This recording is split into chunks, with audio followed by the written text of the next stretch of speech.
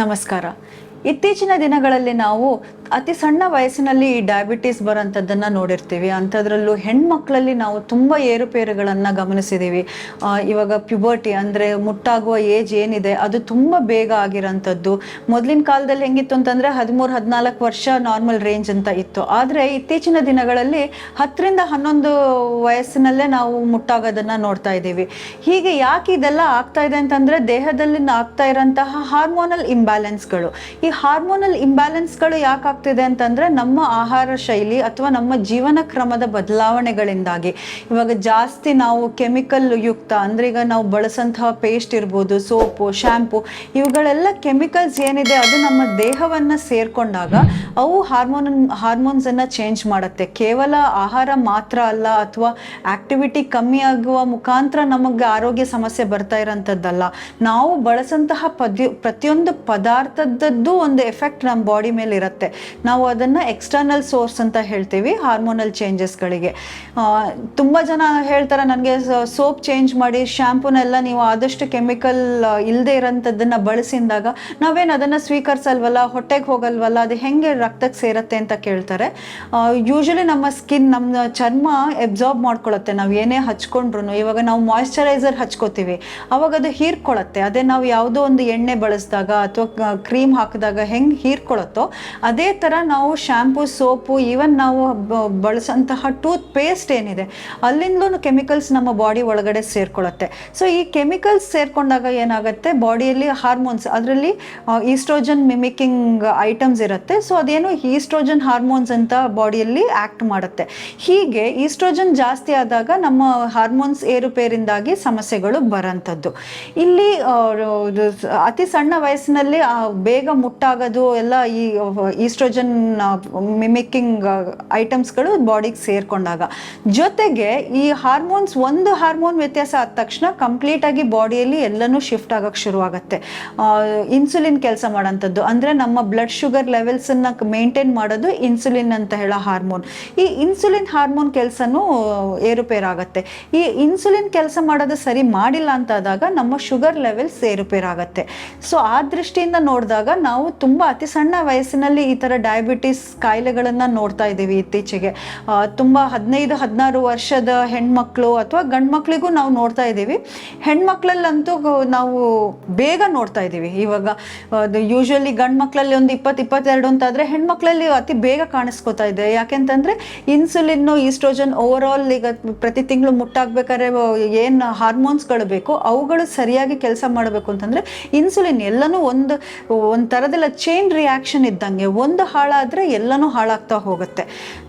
ಆ ದೃಷ್ಟಿಯಿಂದ ನೋಡಿದಾಗ ಏನಾಗುತ್ತೆ, ಡಯಾಬಿಟೀಸ್ ಮತ್ತು ಓವರಾಲ್ ನಮ್ಮ ತಿಂಗಳು ಮುಟ್ಟಾಗೋದು ಏನಿದೆ ಹೆಣ್ಮಕ್ಳಿಗೆ ಅದು ಇಂಟರ್ಲಿಂಕ್ಡ್ ಆಗಿರುತ್ತೆ. ಸೊ ಇನ್ಸುಲಿನ್ ಸರಿ ಇಲ್ಲ ಅಂದರೆ ಡಯಾಬಿಟೀಸ್ ಆದಾಗ ಮೆನ್ಸ್ಟ್ರಲ್ ಹೆಲ್ತ್ ಅಂತಂದರೆ ಸರಿಯಾಗಿ ಮುಟ್ಟಾಗೋದ್ರಲ್ಲಿ ಸಮಸ್ಯೆಗಳಿರುತ್ತೆ. ಸಮಸ್ಯೆಗಳು ಹೆಂಗಿರ್ಬೋದು ಅಂತಂದರೆ ಮುಟ್ಟು ಆಗದೇ ಇರೋದು, ಪ್ರತಿ ತಿಂಗಳು ಆಗದೇ ಇರೋಂಥದ್ದು, ಅಥವಾ ಆದ್ರೂ ತುಂಬ ಬ್ಲೀಡಿಂಗ್ ಆಗೋಂಥದ್ದು, ಇನ್ನು ತುಂಬ ಜನರಿಗೆ ಗರ್ಭ ಧರಿಸೋಕ್ಕೆ ಸಮಸ್ಯೆ ಆಗೋಂಥದ್ದು, ಅಥವಾ PCOS ನಂತಹ ಸಮಸ್ಯೆ ಅದ್ರ ಪರಿಣಾಮವಾಗಿ ಮುಂದೆ ಬರೋಂಥದ್ದು. ಹೀಗೆ ಹಲವಾರು ಕಾಂಪ್ಲಿಕೇಶನ್ಸ್ಗಳು ಶುರುವಾಗ್ತಾ ಹೋಗುತ್ತೆ. ಬೇಸಿಕ್ ಆಗಿ ಶುರುವಾಗೋದು ಎಲ್ಲಿ ಅಂತಂದರೆ maintaining the sugar levels. Sugar ಲೆವೆಲ್ಸನ್ನು ಮೇಂಟೈನ್ ಮಾಡದೇ ಇದ್ದಾಗ, ಅಂದರೆ ನಮ್ಮ ಆಹಾರ ಕ್ರಮದಲ್ಲಿ ಒಂದು ನಮಗೆ ಹಿಡಿತ ಇಲ್ಲದೆ ಇದ್ದಾಗ ನಮ್ಮ ಶುಗರ್ ಲೆವೆಲ್ಸ್ ಜಾಸ್ತಿಯಾಗಿ ಆವಾಗ ಏನಾಗುತ್ತೆ, ಹಾರ್ಮೋನ್ಸ್ ಚೇಂಜಸ್ ಆಗೋಂಥದ್ದು. ಈ ಹಾರ್ಮೋನ್ ಚೇಂಜಸಲ್ಲಿ ಫಸ್ಟ್ ಇಂಪ್ಯಾಕ್ಟ್ ಆಗೋದೇ ನಮ್ಮ ತಿಂಗಳು ಆಗೋಂತಹ ಮುಟ್ಟಿನ ಮೇಲೆ. ಅಲ್ಲಿ ಕೆಲವೊಂದ್ಸಲಿ ಏನಾಗುತ್ತೆ, ಕೆಲವರಿಗೆ ಡೈರೆಕ್ಟ್ ಅದು ಥೈರಾಯ್ಡ್ ಮೇಲೆ ಸಮಸ್ಯೆ ತೋರಿಸ್ಬೋದು. ಇನ್ನು ಕೆಲವರಿಗೆ ಮುಖದಲ್ಲಿ ತುಂಬ ಆಕ್ನೀಸ್ಗಳು ಬರೋದು, ಅಂದರೆ ಮೊಡವೆಗಳು ಬರೋದು.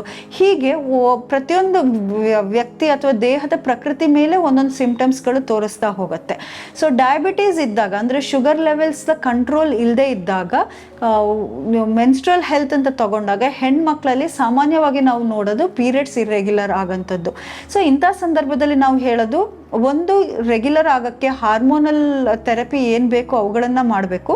ಸೊ ಅದು ಮೆಡಿಕಲಿ ಇರ್ಬೋದು ಅಥವಾ ಫುಡ್ ಮುಖಾಂತರನೂ ಮಾಡ್ಕೊಳ್ಳೋ ಅಂಥದ್ದು ಇರಬಹುದು.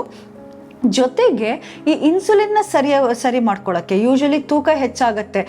ಶುಗರ್ ಲೆವೆಲ್ ಕಂಟ್ರೋಲಲ್ಲಿ ಇಲ್ಲ ಅಂದ ತಕ್ಷಣನೇ ನಮಗೆ ಒಂದು ಚೇಂಜಸ್ ಏನು ಅಂತಂದರೆ ಬಾಡಿಯಲ್ಲಿ ತೂಕ ಹೆಚ್ಚು ಕಮ್ಮಿ ಆಗುತ್ತೆ.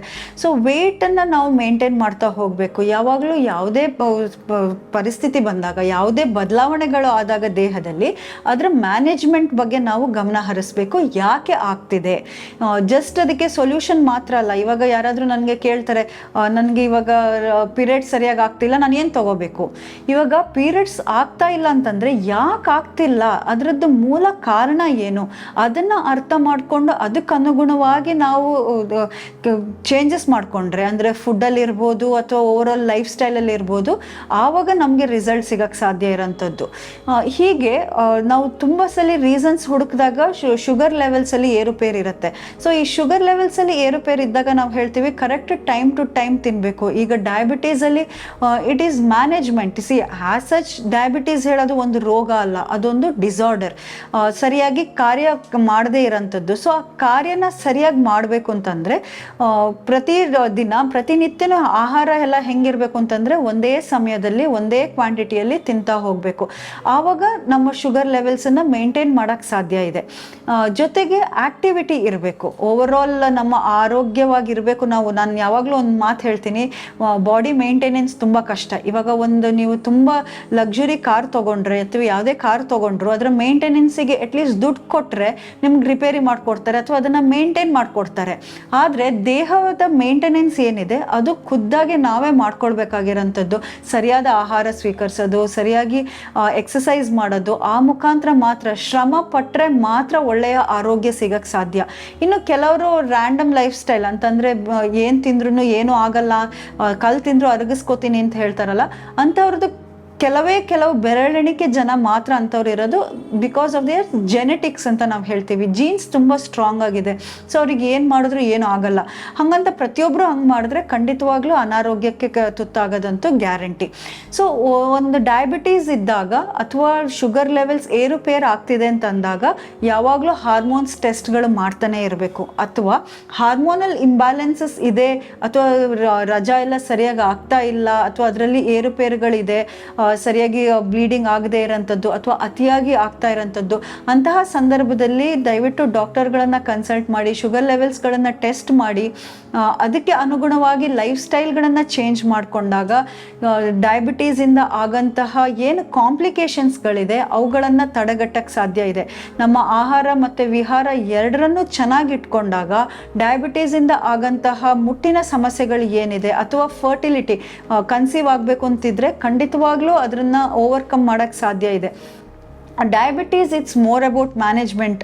ನಾವು ಆಲ್ರೆಡಿ ಹೇಳ್ದಂಗೆ ನಾವು ಅದನ್ನು ಮ್ಯಾನೇಜ್ ಮಾಡಬೇಕು. ನಾವೊಂದು ಒಳ್ಳೆಯ ತುಂಬ ಜವಾಬ್ದಾರಿಯುತವಾಗಿ ನಮ್ಮ ಆಹಾರವನ್ನು ಇಟ್ಕೊಂಡಾಗ ನಾವು ಚೆನ್ನಾಗಿ ಆರೋಗ್ಯನ ಕಾಪಾಡ್ಕೊಳ್ಳೋಕ್ಕೆ ಸಾಧ್ಯ ಇದೆ.